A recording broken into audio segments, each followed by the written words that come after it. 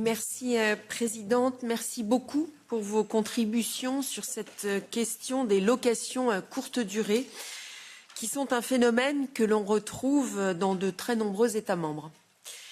Le logement reste une compétence des États membres, mais il semblerait, à vous écouter, que l'Union puisse jouer un rôle dans la régulation de ce type de location. Cela n'empêche pas les États membres d'avoir cherché des solutions et vous les avez parfaitement décrites.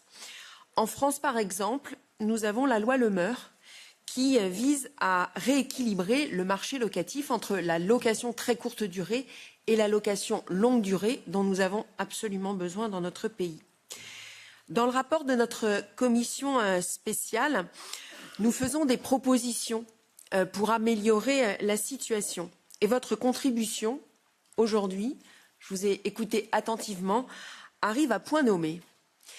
La présidente de la Commission européenne a annoncé vouloir s'attaquer aux inconvénients que vous avez listés de ces locations courte durée, qu'il n'est pas question d'interdire, mais simplement de réguler.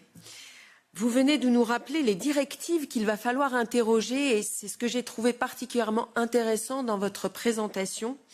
La directive service en particulier, celle sur le e-commerce et ça vient d'être rappelé à l'instant, les obstacles à franchir, la multiplicité des autorités qui gèrent ces questions-là, les litiges de plus en plus nombreux et probablement le manque de levier au niveau européen aujourd'hui.